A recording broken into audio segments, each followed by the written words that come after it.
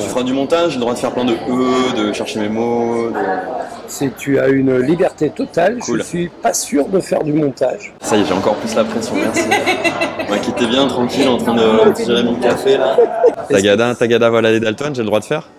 C'est de l'expression libre quoi. Tu connais pas Jodassin, le Beatles français? Et les Dalton, enfin, je veux dire, c'est la base quoi. Les petits pains au chocolat, les Champs-Élysées, tout ça c'est bien, mais les Dalton c'est la base. Bref, Tagada. Tu me dis quand tu... Voilà. Bonjour, je m'appelle David Dirle, je suis éco-conseiller pour le secteur culturel et j'ai écrit un bouquin vachement intéressant qui s'appelle Décarboner la culture, paru aux presses universitaires de Grenoble. Je voulais vous parler du coup des festivals de musique et de l'été qu'on est en train de vivre. On est le 1er juillet 2022, on est à 420 parties par million de CO2 dans l'atmosphère. La température ici dans les Landes s'est déjà réchauffée de 1,8 degrés par rapport au début du siècle passé. Et on commence en fait à en voir les conséquences dans les événements culturels.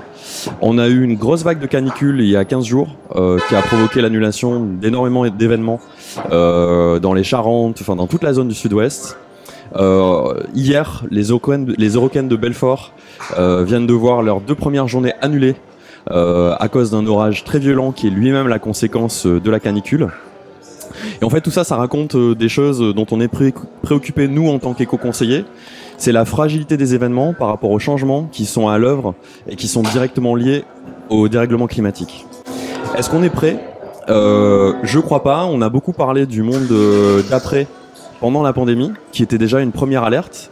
Et puis finalement, on repart un peu comme avant. On essaye de faire un peu les choses comme avant. Et on se prépare peut-être pas tant que ça aux adaptations et aux changements nécessaires qui sont provoqués par ce contexte. Et si je prends l'exemple du festival Hellfest qui a eu lieu il y a maintenant une petite semaine, une grosse semaine, pour moi c'est un peu la caricature de ça.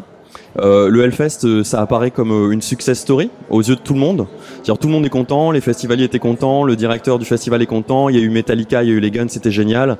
Les collectivités territoriales sont ravies, les commerçants ont fait un business du tonnerre.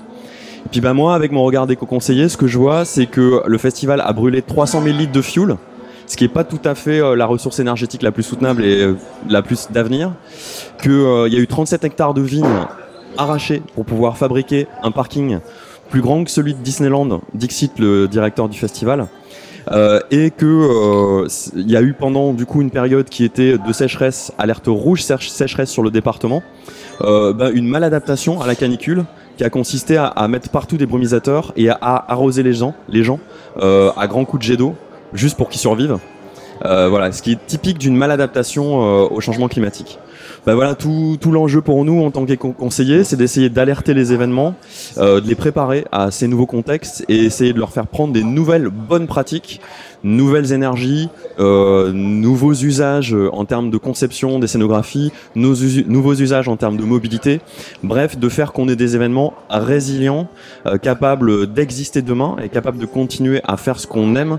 Là, je suis aujourd'hui sur Arte Flamenco. J'ai envie que ce festival, il vive et il existe dans 5 ans, 10 ans. La question, c'est comment faire pour qu'il soit soutenable du point de vue écologique et économique. Voilà, j'ai dit tout ça dans le désordre, vous vous débrouillerez dans le montage pour en faire un truc bien. C'est hyper dur de faire un tunnel de 5 minutes en n'ayant rien préparé. C'est tout l'enjeu de cet exercice. Non, mais le seul truc à rajouter, c'est que c'est un super défi, un gros challenge à relever.